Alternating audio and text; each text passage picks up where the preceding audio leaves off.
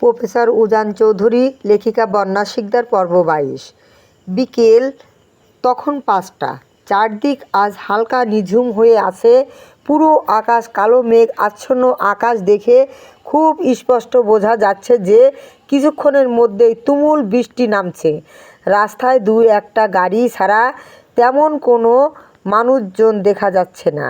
এর মাঝেই হুট করে ঝমঝমিয়ে বৃষ্টি নামতে শুরু করলো। উজান মৌকে নিয়ে বাইকে করে বাসার উদ্দেশ্যে রওনা দিচ্ছিল, আর মাঝ রাস্তায় এমন আচমকা বৃষ্টি নামায় সে বেশ বিপাকে পড়ে গেল। সে আর এক মুহূর্ত দেরি না করে সঙ্গে সঙ্গে বাইক থামিয়ে দিল। তার এমন কাণ্ডে মৌ বেশ অবাক হলো। উজানের কথা মতো মৌ বাধ্য হয়ে বাইক থেকে নেমে গেল। বৃষ্টি আরেকটু জোরে আসার আগেই উজান মৌয়ের হাত শক্ত করে আঁকড়ে ধরে রাস্তার ধারের একটা চায়ের দোকানে গিয়ে দাঁড়ালো। সে মৌকে নিয়ে কোনো রকম রিস্ক নিতে চায় না। তার উপর দুদিন পরেই ফাইনাল পরীক্ষা। এমনিতেই পড়াশোনা নিয়ে তার দুশ্চিন্তার শেষ নেই। এখন যদি বৃষ্টিতে ভিজে জ্বর বাঁধিয়ে বসে তবে তো মস্ত বড় কেলেঙ্কারি হয়ে যাবে। চায়ের দোকানদার তাদের অবস্থা দেখে ভেতরের একটা কাঠের বেঞ্চে বসতে বলল। উজান আলতো করে মৌকে সেখানে বসিয়ে দিল এবং এক হাত দিয়ে তাকে আগলে নিজের বুকের সাথে জড়িয়ে রাখল।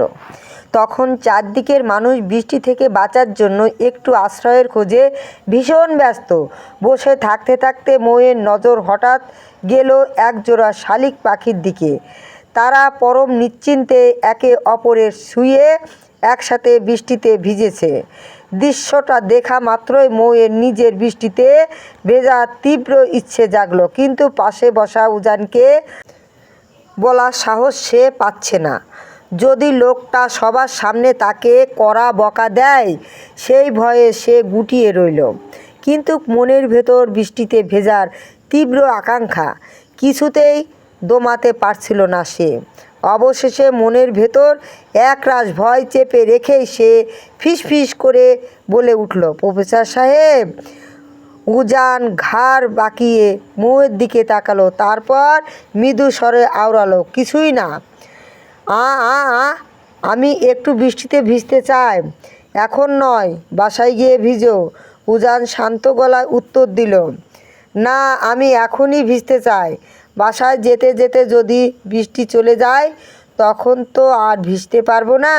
বললাম না এখন নয়। প্লিজ প্রফেসর সাহেব, বেশি না, জাস্ট 10টা মিনিট, প্লিজ প্লিজ প্লিজ। উজান এবার চোখ রাঙিয়ে তার দিকে তাকালো। উজানের অমন কড়া চাউনি দেখে মৌ সঙ্গে সঙ্গে মাথা নিচু করে নিল। মনে মনে ভীষণ অভিমান হলো তার। সামান্য একটু বৃষ্টিতে ভিজতে চেয়েছে বলে মানুষটা এভাবে চোখ রাঙিয়ে তাকাবে? সে তো সচরাচর উজানের কাছে কিছু চায় না, তাহলে আজ কেন এমন করলো? উজান গম্ভীর দৃষ্টিতে মৌয়ের বিষণ্ণ মুখের দিকে তাকিয়ে রইল। মেয়েটা ছোট থেকে বড় সব ইচ্ছে, সব স্বপ্ন সে নিজের হাতে পূরণ করবে, কিন্তু এই মুহূর্তে কোনোভাবেই নয়। মেয়েটাকে সে কেন বারণ করলো তা হয়তো মৌ বুঝতে পারছে না, কিন্তু উজান খুব ভালো করেই জানে চারপাশে অনেক অচেনা মানুষ তাদের নোংরা নজর এড়িয়ে একা একটা মেয়ে এভাবে রাস্তায় বৃষ্টিতে ভিজবে। ব্যাপারটা ভাবতেও উজানের পুরুষালী অহংকারী বাড়ছে। এর মাঝেই বৃষ্টির বেগ আরও বাড়তে শুরু করলো। উজান আকাশের দিকে ভালো করে লক্ষ্য করে বুঝতে পারল যে আজ সহজে বৃষ্টি থামার লক্ষণ নয়। মৌকে ওভাবে মুখ গোমড়া করে বসে থাকতে দেখে উজান মনে মনে একটু হাসল। তারপর মৌয়ের হাতটা শক্ত করে টেনে ধরে আবার বাইকে বসতে বলল। মৌ আর কোনো কথা না বাড়িয়ে মুখ ফুলিয়ে বাইকে গিয়ে বসলো। সঙ্গে সঙ্গে উজান বাইক স্টার্ট দিল। বাইক চলতেই মৌ বৃষ্টিতে ঠিকই ভিজতে লাগলো, তবে তার মনটা বড্ড ভারী হয়ে রইল। সে তো এভাবে ভিজতে চায়নি। সে চেয়েছিল কোনো এক খোলা আকাশের নিচে পাখির মতো ডানা মেলে চারদিকে ঘুরে ঘুরে মনের আনন্দে ভিজতে। চৌধুরী ভিলা থেকে মাত্র 5 মিনিটের দূরত্ব একটা বিশাল খালি মাঠ ছিল। বাচ্চাদের খেলার এই সুন্দর জায়গাটা এখন বৃষ্টির কারণে একদম ফাঁকা।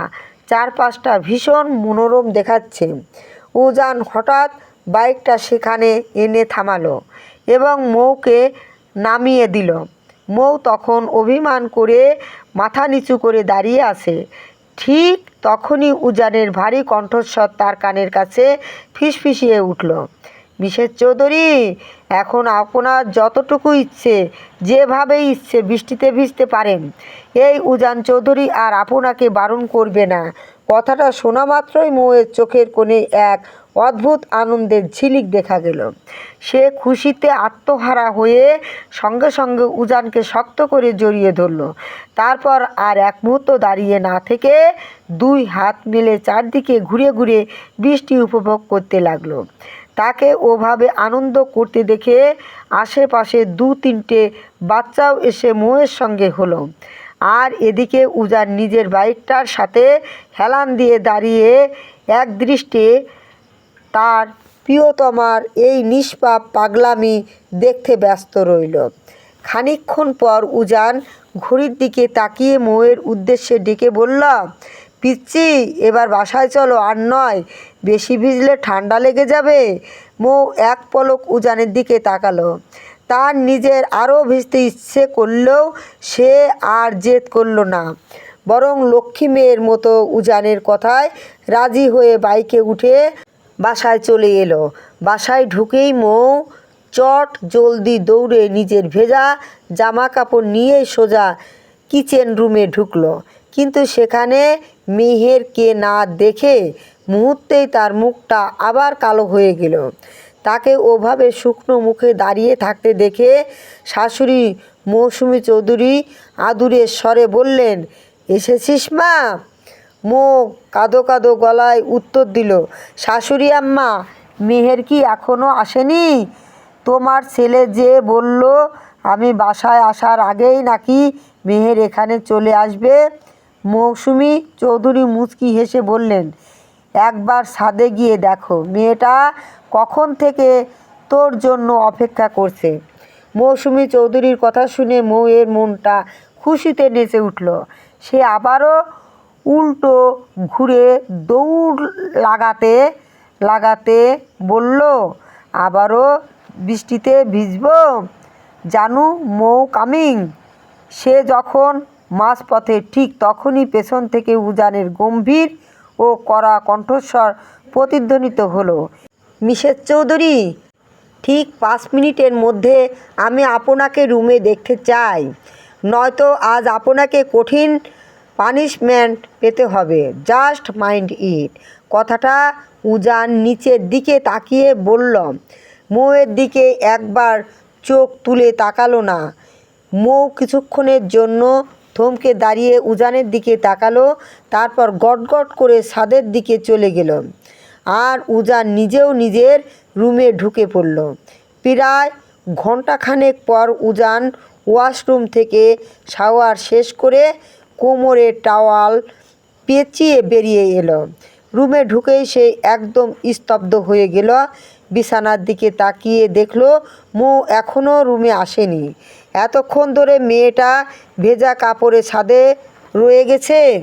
এত সময় বৃষ্টিতে ভিজলে জ্বর তো নিশ্চিত আসবে, কিন্তু অবুঝ মেয়েটা যেন কিছুতেই তা বুঝতে চাইছে না। উজান কোনো রকমে একটা ট্রাউজার আর টি-শার্ট গায়ে জড়িয়ে রাগ নিয়ে রুম থেকে বের হতে যাবে, ঠিক তখনই মৌ দরজা দিয়ে রুমে এসে তার সামনে হাজির হলো। মৌয়ের উপস্থিতি টের পেয়ে উজান মাথা নিচু করেই অত্যন্ত গভীর ও ঠান্ডা স্বরে আওড়ালো, টাইম কতটুকু দিয়েছিলাম মিসেস চৌধুরী? মৌ আর কোনো কথা না শুনে এক পায়ে এগিয়ে গিয়ে খপ করে উজানের টি-শার্ট টেনে ধরল। তারপর নিজের ডাগর ডাগর চোখ দুটো বড় বড় করে রাগী গলায় বলল, তার আগে আপনি আমাকে একটা কথা বলুন, আপনি কোন সাহসে এই মিসেস চৌধুরীর দিকে না তাকিয়ে ওভাবে নিচের দিকে চোখ নামিয়ে কথা বলেছেন? হ্যাঁ, আপনি কি জানেন আমি কার ওয়াইফ? আপনি আমাকে এভাবে অ্যাবাউট করছেন। আপনি জানেন আমার বরকে? উজানের ঠোঁটের কোণে এক চিলতে হাসির রেখা ফুটে উঠল। মেয়েটার দিন দিন সাহস বড্ড বেড়ে যাচ্ছে, কিন্তু সে এই অবুঝ মেয়েটাকে কিভাবে বোঝাবে যে এই মুহূর্তে তার দিকে তাকালে উল্টো উজানের নিজেরই সামলানো কঠিন হয়ে পড়বে। সে নিজের ভেতরের প্রবল আকর্ষণ নিয়ন্ত্রণ করে নিচু গলায় আওড়ায়, পিচ্চিটি শার্টটা ছাড়বো না। তার আগে বলুন, আমার দিকে তাকাচ্ছেন না কেন? কি ভাবছেন আপনি? আমি কিচ্ছু বুঝতে পারি না? এমন কিছুই নয় পিচ্চি, জাস্ট রিল্যাক্স। এবার হাতটা ছাড়ো। মৌ এবার উজানের কোনো কথা না শুনে তার পায়ের পাতার উপর ভর দিয়ে খানিকটা উঁচু হলো। উজানের মুখের একদম কাছাকাছি গিয়ে চোখ রাঙিয়ে বলে, আগে তাকান আমার দিকে। আমি কি খুব পচা দেখতে হয়ে গেছি যে আমার দিকে তাকানোই যাচ্ছে না? তাকান বলছি আমার দিকে। মৌয়ের এমন আকস্মিক অবাধ্যতা আর জেদের সামনে উজান আর নিজের ধৈর্য ধরে রাখতে পারল না। সেই মুহূর্তের মধ্যে এক হাত দিয়ে মৌয়ের সরু কোমর শক্ত করে আঁকড়ে ধরে তাকে নিজের শরীরের সাথে একদম মুখোমুখি টেনে নিল। দুজনে উত্তপ্ত ও ঘন নিঃশ্বাস তখন একে অপরের স্পর্শ করছে। উজান নিজের তীব্র ও ব্যাকুল দৃষ্টি মৌয়ের চোখের উপর নিবদ্ধ করে এক নেশাক্ত গলায় প্রতিধ্বনিত করল, উজান চৌধুরী, যদি এই মুহূর্তে আপনার উপর ঠিকঠাক দৃষ্টি দেয় মিসেস চৌধুরী, তাহলে তার সেই দৃষ্টি তীব্রতা সহ্য করতে পারবেন তো? একবার নিজের দিকে ভালো করে তাকিয়েছেন? বৃষ্টির পানিতে ভিজে আপনার পরনের জামাটা শরীরের সাথে এমনভাবে লেপ্টে আছে যে প্রতিটা ভাঁজ স্পষ্ট দেখা যাচ্ছে। উজান চৌধুরী কিন্তু এতটা ধৈর্যশীল নয়। মাঝে মাঝেই এই পুরুষটার থেকে একটু দূরত্ব বজায় রাখবেন, নয়তো আপনারই বড় বিপদ হয়ে যাবে। কথাটা শেষ করেই উজান এক ঝটকায় মৌয়ের কোমর থেকে নিজের হাত সরিয়ে তাকে ছেড়ে দিল। ছাড়া পেয়ে মৌ লজ্জায় আর এক মুহূর্ত সেখানে দাঁড়ালো না। এক দৌড়ে সোজা ওয়াশরুমে ঢুকে দরজা লক করে দিল। তার এমন ভয়ার্ত ও লজ্জাবশত চলে যাওয়ার দিকে তাকিয়ে উজান বিছানার উপর বসে শব্দ করে হেসে উঠল। মনে মনে ভাবল, সামান্য দুটো কথা শুনেই যে মেয়ে ভয়ে এভাবে কুঁকড়ে যায়, ভবিষ্যতে তাকে পুরোপুরি সামলাবে কিভাবে সে? এর বেশ কিছু সময় পর মৌ শাওয়ার শেষ করে কালো রঙের একটা থ্রি পিস পরে ওয়াশরুম থেকে বের হলো। তার ভেতরের লজ্জাটা তখনও কাটেনি, তাই সে আর ডানে বামে কোনো দিকে না তাকিয়ে সোজা উজানের সামনে গিয়ে দাঁড়ালো। উজান তখন বিছানায় গা এলিয়ে দিয়ে এক মনে নিজের ফোন স্ক্রল করছিল। মৌ এবার আর এক মুহূর্ত দেরি না করে একরাশ অধিকার নিয়ে সোজা উজানের সেই চওড়া ও উন্মুক্ত বুকের উপর গিয়ে পরম শান্তিতে আশ্রয় নিল। এতে উজান কিছু বলল না। মৌ তার বুকে মুখ গুজে স্তব্ধ হয়ে রইল। হঠাৎ মৌ মুখ তুলে উজানের কানের কাছে গিয়ে ফিসফিস করে, প্রফেসর সাহেব, তখন যেন কি বলেছিলেন আপনি? উজান ফোন স্ক্রল করতে করতেই উদাসীন গলায় উত্তর দিল, কখন? ওই যে যখন আমি ভেজা জামা পরে আপনার সামনে এসেছিলাম তখন। মৌ সাথে সাথে আবার মাথা নিচু করে নিল। উজান বুঝতে পারল মেয়েটার মধ্যে কেমন এক অন্যরকম প্রতিক্রিয়া দেখা দিচ্ছে। মৌ উজানের আরও ঘনিষ্ঠ হওয়ার চেষ্টা করল, কিন্তু উজান শরীর সরিয়ে দূরে সরে গেল। মৌ এতে বিরক্ত হলো।